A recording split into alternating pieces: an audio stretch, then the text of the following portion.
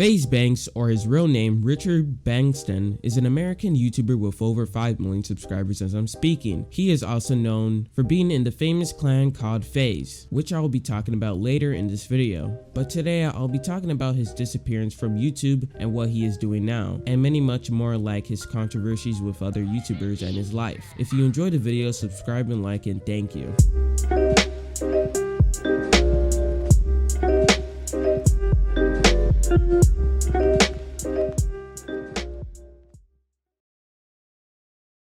FaZe Banks uploaded his first, or at least one of his most visible videos on his channel on October 5th of 2011. At the time being, he was a member of the Sword clan and uploaded short clips of him doing Call of Duty trick shots. And as well, he used to collab with another clan called Clan Optic. The clan has over 1 million subscribers as I'm speaking, and to my knowledge, this was a channel he collabed with, I'm assuming. But forward to 2013, he joined the FaZe clan, and he still continued to do the same content as he was playing Black Ops 3 and CSGO. 2017, after he's moved to the Cloud House, FaZe Banks began to do more of these collabs and vlogs with other YouTubers.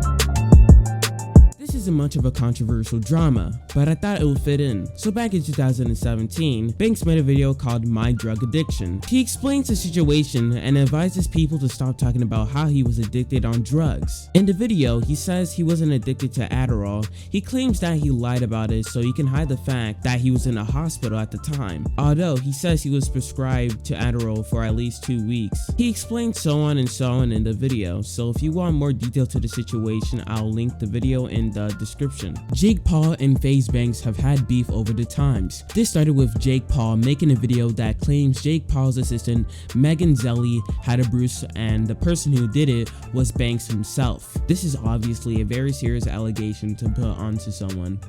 Kept on happening. It could have spiraled into a lot worse things. It just sickens me, but I don't know if there's more to the story. The reason this was it really shook me a lot is because I was assaulted by an ex-boyfriend before, and he actually broke ribs and broke my jaw. And so I just think that the message needs to be made very clear and more clear that assault in any way is not okay. Banks made a response to that video, and he says he didn't remember doing it himself, but he says that he might have hit her on accident while he was dancing.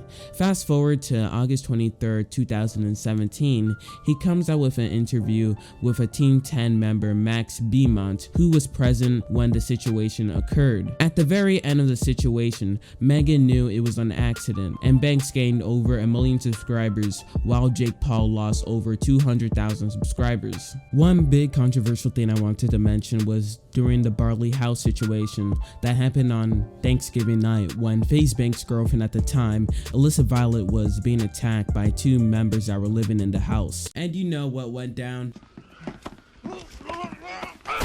Due to the fact though, it ended up with FaZe Banks defending his girlfriend and getting his 3rd finger broken and Alyssa's mouth busted with a black eye. They addressed it, which brought the drama online. Naturally, the Barley House made a response, and Banks responded to that video they made on him 3 weeks later, and it took a while because there was a training restriction order made upon him. After that response though, he never spoke of the situation again, and people suspected it was because of the Paul brothers, but I honestly don't know. Comment what you think. One of the recent dramas he's been into lately when he was active on YouTube was the drama between Banks and Tfue, which goes along with his last upload from YouTube a year ago, May 20th, 2019, Dear Tfue. The video covers on Tfue suing FaZe, but if you don't know about the situation, Tfue sued FaZe for quote-unquote limiting his ability to pursue and grow his career and wanted to leave FaZe.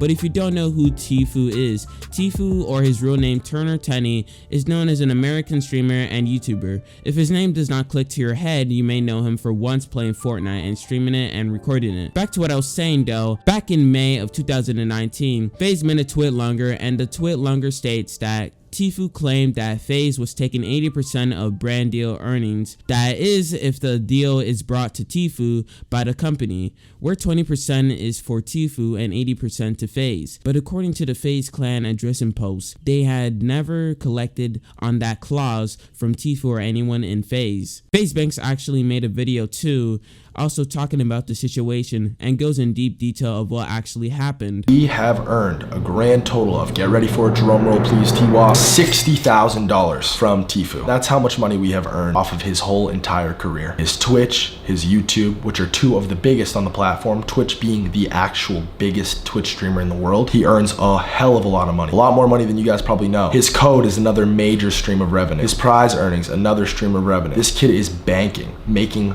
more money than you guys know. I'm not gonna put that out there. That's his own personal stuff. But I can tell you that $60,000 of his total amount of money that he's made is probably closer to like 0.1%. And Tfue also claimed that the FaZe Clan pressured him into living in one of the homes in Hollywood Hills with other young YouTubers, where he was given alcohol before 21 and encouraged to illegally gamble. Into drinking underage. Homie, that is so fucking bullshit and you know it. And everybody who was at those parties knows it. We went to a party at your current girlfriend's house before you were 21. And Turner, what happened to that YouTube video? You deleted it because your dad and your people freaked out because somebody shot a BB gun through their fucking cheek. And there's also a full interview on the Drama Alert channel. I did reach out to Tfue and I asked him for confirmation if the lawsuit was legit and real and all this was real, and he just basically said, yeah, you know.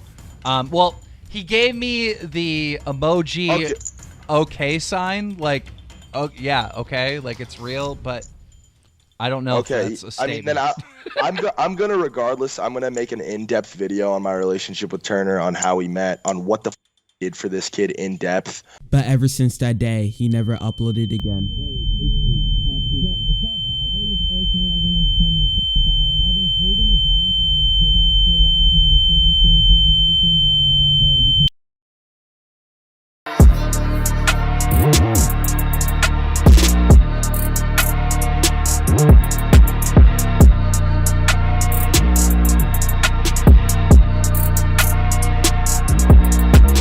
After that whole situation, FaZe Banks hasn't uploaded since that day. And the mystery is, where is FaZe Banks? Sure, he hasn't uploaded on YouTube, but he's been posting on his social medias, but barely. Right now, he stopped uploading and started working on his podcast, Mom's Basement. He's a co-host on the podcast with Keemstar. There's been 33 episodes on the podcast so far as I'm speaking. If you miss him that much, you can go check out his podcast on Spotify. And as much as I know, that's his most active platform he is on at the moment. He's lost over 30,000 subscribers as I'm speaking. He still loses subscribers due to the Tfue video and to inactivity on his YouTube channel. Maybe one day though, he will come back, but for now, he's focusing on his podcast. But anyways, that comes to the end of the video. If you enjoyed the video, subscribe and like and share with your friends. Follow my Twitter, and thank you to my friends for helping me on this video. Anyways, my name is Zoid, and I'm signing off. They must have thought I died. You can see the pain in my eyes.